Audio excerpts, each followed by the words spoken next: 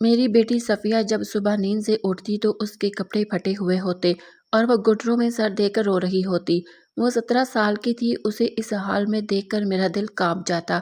میں جلدی سے اس کے کپڑے بدلوا دیتی اور پھر میں اس کے والد اس سے بار بار پوچھتی کہ یہ سب کس نے کیا ہے، مگر وہ کچھ نہیں بتاتی تھی۔ بس روتی رہتی تھی۔ میری 2 بیٹیاں اور ایک بیٹا تھا۔ میرے شوہر مسجد کے امام تھے اور ہمارا خاندان مذہبی سمجھا جاتا تھا۔ کچھ عرصے سے روز یہی ہونے لگا تھا۔ میں رات کو جاگ کر دیکھتی کہ آخر کون یہ حرکت کرتا ہے، مگر جس رات میں جاگتی اس رات سب ٹھیک رہتا، اور جس رات مجھے نیند آ جاتی اگلی صبح میری بیٹی کے کپڑے پھٹے ہوتے اور وہ رو رہی ہوتی۔ ہم ڈر کی وجہ سے کسی کو کچھ نہیں بتاتے تھے کیونکہ یہ عزت کا معاملہ تھا۔ ایک دن میرے شوہر نے اچانک ہمارے بیٹے عمران پر الزام لگایا کہ وہ اپنی بہن کے ساتھ غلط حرکت کرتا ہے۔ انہوں نے اسے بہت مارا اور گھر سے نکال دیا۔ میں بہت روئی، میرا دل ٹوٹ گیا تھا۔ کچھ دن گھر کا ماحول ٹھیک رہا لیکن پھر دوبارہ وہی سب کچھ ہونے لگا۔ کبھی کبھی وہ چھوٹی بیٹی کے معاملے میں کچھ زیادہ ہی جذباتی ہو جاتا تھا، لیکن صفیہ تو اس کی اپنی بیٹی نہیں تھی۔ شاید اسی وجہ سے وہ انجانے میں اس کے ساتھ ایسا رویہ اختیار کر لیتا تھا۔ میں بہت پریشان ہو گئی تھی۔ گھر کی چیزیں آہستہ آہستہ غائب ہو رہی تھی۔ میں نے یہ بات اپنے شوہر کو بھی بتائی۔ اس نے الٹا مجھ پر الزام لگا دیا کہ تم ہی چیزیں بیچ دیتی ہو۔ میں نے کہا کیا میں پاگل ہوں جو اتنی مشکل سے جمع کی ہوئی چیزیں خود بیچ دوں؟ ایک ایک پیسہ جوڑ کر میں نے یہ سب بنایا ہے۔ یہ مسئلہ ایک طرف تھا، لیکن اب میری بڑی بیٹی کو بھی نہ جانے کیا ہو گیا تھا۔ وہ ہر وقت ہاتھ دھوتی رہتی تھی۔ اگر کھانا بناتی تو ایک روٹی توے پر ڈالتی اور فوراً جا کر ہاتھ دھونے لگتی۔ کھاتے کھاتے بھی اچانک اٹھ کر ہاتھ دھونے چلی جاتی۔ صفیہ کی حالت عجیب ہو گئی تھی۔ وہ کچھ نہیں بتاتی تھی، چہرے سے بیمار لگتی تھی، پوچھنے پر کہتی سر میں درد ہے، لیکن ماں ہونے کے ناطے مجھے محسوس ہوتا تھا کہ وہ کچھ چھپا رہی ہے۔ میں اس پر پوری توجہ بھی نہیں دے پا رہی تھی کیونکہ گھر میں چوری کا مسئلہ بڑھتا جا رہا تھا۔ اب تو ضروری چیزیں بھی غائب ہونے لگی۔ ہمیں شک ہونے لگا کہ شاید رات کو کوئی چور گھر میں آتا ہے۔ ایک رات میرے شوہر ڈنڈا لے کر پوری رات جاگتے رہے، مگر کوئی نہیں آیا۔ پھر بھی صبح ان کا موبائل غائب تھا۔ ایک دن میرے بیٹے عمران کا ایک دوست آیا جو مجھے اپنی ماں کی طرح سمجھتا تھا۔ اس نے پوچھا گھر میں سب ٹھیک ہے؟ میں نے اسے چوری کے بارے میں بتایا۔ اس نے کہا کہ وہ اس لیے آیا ہے کہ عمران نشے کا عادی ہو چکا ہے۔ نشے کے پیسے پورے کرنے کے لیے شاید وہی گھر کی چیزیں چوری کر رہا ہے۔ وہ اس سے بھی پیسے مانگنے آیا تھا۔ پہلے اس نے دے دیے مگر بعد میں انکار کر دیا۔ یہ سن کر میرا دل دہل گیا کہ میرا بیٹا نشے میں پڑ گیا ہے۔ اسی دوران ایک صبح میری چھوٹی بیٹی نے بتایا کہ میری بڑی بیٹی صفیہ رو رہی ہے اور اس کے کپڑے بھی کچھ پھٹے ہوئے ہیں۔ میں فوراً اس کے پاس گئی، پوچھا کیا ہوا؟ اس نے آنسو صاف کرتے ہوئے کہا کچھ نہیں، کپڑے خود ہی پھٹ گئے۔ میں نے کہا تم رات کو بھی رو رہی تھی؟ اس نے کہا نہیں امی، کوئی بات نہیں۔ میں نے سمجھایا کہ اگر گھر میں مسئلہ ہے تو پریشان ہونے کی ضرورت نہیں، میں تمہارے ابو سے بات کروں گی، مگر مجھے لگ رہا تھا وہ سچ نہیں بول رہی۔ میں نے شوہر کو سب بتایا کہ بیٹا نشے میں ہے اور بیٹی کی حالت بھی سمجھ نہیں آ رہی۔ اس کی قمیض بھی پھٹی ہوئی تھی اور وہ سسک سسک کر رو رہی تھی۔ کبھی کبھی میرے دل میں آتا کہ کہیں اس کے ساتھ کوئی ظلم تو نہیں ہو رہا، کہیں چور ہمارے گھر سے کچھ اور تو نہیں چرا لے گیا۔ میرے شوہر نے غور سے سنا اور کہا کہ تم ساری عمر ان پڑھ ہی رہو گی۔ مجھے سمجھ آ گیا ہے کہ کیا ہو رہا ہے۔ جس بات کا ڈر تھا وہی ہو گیا۔ وہ فوراً اٹھے اور عمران کو پکڑ کر گھر سے نکالنے لگے۔ چھوٹی بیٹی بھی آ گئی اور صفیہ دور کھڑی سب دیکھ رہی تھی۔ میں نے پوچھا کیا ہوا؟ انہوں نے کہا کہ عمران نشہ کرتا ہے اور نشے میں انسان کچھ بھی کر سکتا ہے۔ گھر میں جوان بہنیں ہیں اور اسی نے صفیہ کے ساتھ کچھ کیا ہے۔ میں سکتے میں آ گئی۔ جب میں نے صفیہ کی طرف دیکھا تو اسے سر جھکا لیا اور رونے لگی۔ مجھے لگا جیسے میری دنیا ختم ہو گئی ہو۔ میرا بیٹا بار بار کہہ رہا تھا کہ اس نے کچھ نہیں کیا، مگر کسی نے اس کی بات نہ سنی۔ صفیہ روتی ہوئی کمرے میں چلی گئی اور خود کو بند کر لیا۔ میرے شوہر نے عمران کو دھکے دے کر گھر سے نکال دیا اور دروازہ بند کر دیا۔ میں نے کہا اسے گھر سے مت نکالے، وہ کہاں جائے گا؟ میرے شوہر نے کہا کہ تم اب اس کی طرفداری کر رہی ہو، تم بھی ان عورتوں میں سے ہو جنہیں بیٹیوں سے زیادہ بیٹے عزیز ہوتے ہیں۔ میں نے کہا نہیں، ایسی بات نہیں ہے، مگر میں تو دونوں طرف سے لٹ گئی ہوں۔ پر پھر میرے شوہر نے مجھے تسلی دی اور کمرے میں لے جا کر کہا کہ جو کچھ ہوا اسے بھول جاؤ، سب ٹھیک ہو جائے گا۔ وہ نالائی کچھ عرصہ باہر رہے گا، پھر میں دیکھ لوں گا کہ اس کے ساتھ کیا کرنا ہے۔ تم اپنی بیٹی کی فکر کرو اور اس سے پوچھو کہ وہ ٹھیک ہے یا نہیں۔ میں نے کہا آپ بہت اچھے انسان ہیں، آپ نے آج اپنی بیٹی کے لیے اپنے بیٹے کو گھر سے نکال دیا۔ انہوں نے کہا میں اللہ والا بندہ ہوں، میں ہمیشہ انصاف کا ساتھ دوں گا، میں یہ نہیں دیکھوں گا کہ کون میری اپنی اولاد ہے اور کون سوتیلی، جو غلط ہوگا اسے سزا ملے گی۔ آج میرے دل میں ان کی عزت اور بڑھ گئی تھی، مجھے لگا انہوں نے بالکل درست فیصلہ کیا ہے۔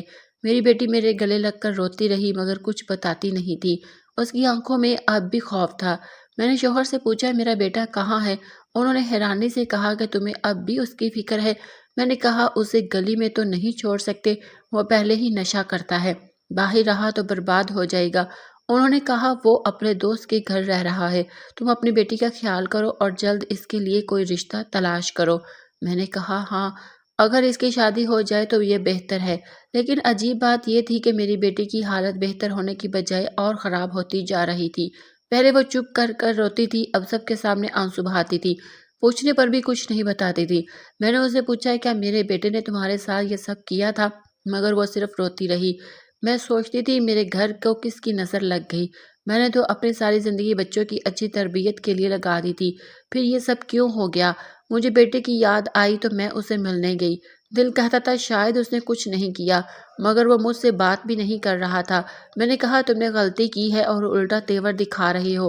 اس نے کہا میں نے کوئی غلطی نہیں کی، مجھے تو لگتا ہے آپ میرے ماں باپ ہی نہیں ہیں، پہلے میری محبت کا ساتھ نہیں دیا، اب مجھے گھر سے نکال دیا۔ اصل میں اس نے نشہ اس لیے شروع کیا تھا کیونکہ ہم نے اس کی شادی اس کی پسند کی لڑکی سے نہیں کروائی تھی، وہ لڑکی بھی اسے پسند کرتی تھی مگر ہم راضی نہیں تھے۔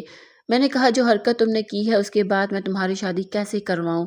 تم کسی اور کی زندگی بھی خراب کر دو گے۔ اس نے کہا مجھے امید نہیں تھی کہ آپ بھی مجھ پر اتنا بدگمان ہو جائیں گی، جس دن آپ کو سچائی کا پتہ چلے گا اس دن آپ سب سے زیادہ شرمندہ ہوں گی۔ واپسی پر میں اس کی باتوں کے بارے میں سوچتی رہی اور اتنے اطمینان سے کیوں بات کر رہا تھا، اگر اس نے گناہ کیا ہوتا تو اس کے چہرے پر ایسا سکون نہ ہوتا۔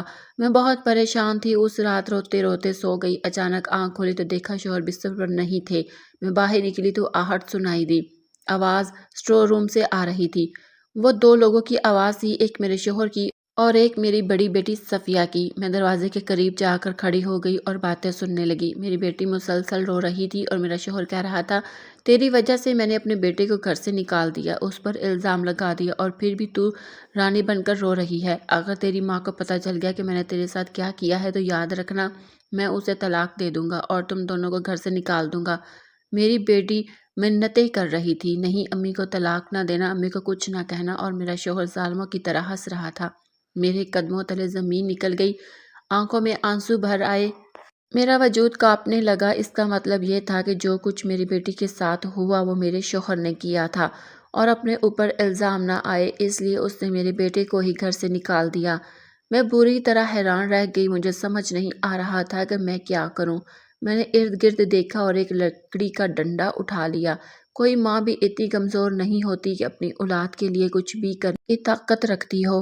میں نے دروازہ کھولا اور سیدھا اپنے شوہر کے سر پر ڈنڈا مارنے کا ارادہ کیا، لیکن اس نے ڈنڈا ہوا میں ہی پکڑ لیا اور کہا اچھا تمہیں سب کچھ پتہ چل گیا ہے، میں آج تمہیں چھوڑوں گا نہیں۔ میری بڑی بیٹی نے رونا چلانا شروع کر دیا اور میری چھوٹی بیٹی بھی جاگ گئی۔ گھر میں ایک بڑا ہنگامہ ہو گیا، میرے شوہر نے مجھے جانوروں کی طرح مارنا شروع کر دیا۔ میری بیٹیاں اسے روکنے کی کوشش کرتی تو انہیں بھی دھکے دے دیتا، لیکن پھر وہاں کچھ ایسا ہوا کہ ہم سب حیران رہ گئے۔ قریب تھا کہ میرا شوہر میرا سر ہی پھاڑ دیتا، اتنے میں میرا بیٹا آ گیا اور اپنے باپ کو ایک طرف دھکیل دیا۔ وہ پولیس بھی لے آیا، پولیس نے میرے شوہر کو گرفتار کر لیا، ہم نے اس کے خلاف بیان دیا اور پولیس اسے لے گئی۔ میرا بیٹا مجھے ہسپتال لے گیا، میری حالت پہلے سے بہتر تھی۔ میں نے اپنے بیٹے سے بھی معافی مانگی اور اپنی بیٹی سے کہا تم نے یہ سب کچھ کیوں نہیں بتایا؟ اس نے کہا وہ کہتا تھا کہ تمہاری ماں کو طلاق دوں گا، تمہاری ماں کے چہرے پر تیزاب پھینک دوں گا۔ میری بیٹی کی حالت بہت خراب تھی، ہم نے اس کا بہت زیادہ خیال رکھا اور تمام کارروائی کے بعد میرا شوہر جیل جا چکا تھا۔ میں نے اپنے بیٹے سے کہا اب اس گھر کے مرد تم ہو، تمہیں ہم عورتوں کی حفاظت کرنی ہے، اپنے آپ کو سنبھالو، تم جس لڑکی سے کہو گے میں تمہاری شادی کرواؤں گی، مگر پہلے تمہیں خود کو سنبھالنا ہوگا۔ میرے بیٹے نے واقعی سب کچھ سنبھال لیا اور معافی مانگی کہ نشے کی وجہ سے اس نے گھر سے چیزیں چرائی تھی، لیکن جب اس کے باپ نے اس پر اتنے گھٹیا الزامات لگائے تو اس نے عہد کیا کہ اب وہ کبھی نشہ نہیں کرے گا اور اپنے باپ کو بے نقاب کرے گا۔ وہ لڑکی بھی میرے بیٹے سے بہت زیادہ محبت کرتی تھی۔ دونوں جب ایک دوسرے سے محبت کرتے تھے تو ہم کون ہوتے تھے کہ انہیں الگ کریں۔ میں نے اپنی بیٹی کی منگنی کروا دی اور 6 ماہ بعد رخصتی کی تاریخ رکھی۔ میرا شوہر اتنا گھٹیا انسان نکلے گا میں سوچ بھی نہیں سکتی تھی۔ اس نے جو کچھ کیا وہ بہت غلط تھا۔ وہ اخلاقی طور پر بہت زیادہ گر چکا تھا۔ اس نے اپنے بیٹے پر الزام لگایا اور میری بیٹی کو بلیک میل کرتا رہا۔ میری بیٹی کی حالت اب بھی سنبھلی نہیں تھی۔ جو کچھ اس کے ساتھ ہوا وہ بہت برا تھا۔ اب وہ رات کو ڈر جاتی اور کہتی ہے میں کسی سے شادی نہیں کروں گی، میں کسی کو دھوکہ نہیں دینا چاہتی۔ میں نے اپنے بیٹے کے ساتھ سب کچھ سنبھال لیا تھا، لیکن پھر بھی جو ہوا بہت برا تھا۔ میرا شوہر خود کو اللہ والا کہتا تھا، مگر حقیقت میں جو حرکتیں کرتا تھا وہ قابل یقین نہیں تھی۔ سارے محلے میں اس کی بدنامی ہو گئی۔ اس دن محلے والوں نے بھی اسے بہت مارا۔ اس نے اپنی بیٹی کے ساتھ یہ سب کیسے کیا؟ میں نے اسے کھلا چھوڑ دیا اور وہ جیل میں اپنی سزا بھگت رہا ہے۔ آخر میں یہی کہوں گی کہ انسان کب جانور بن جائے یہ پتہ نہیں چلتا۔ ہر کسی پر نظر رکھنی پڑتی ہے، کوئی کسی پر مکمل بھروسہ نہیں کر سکتا۔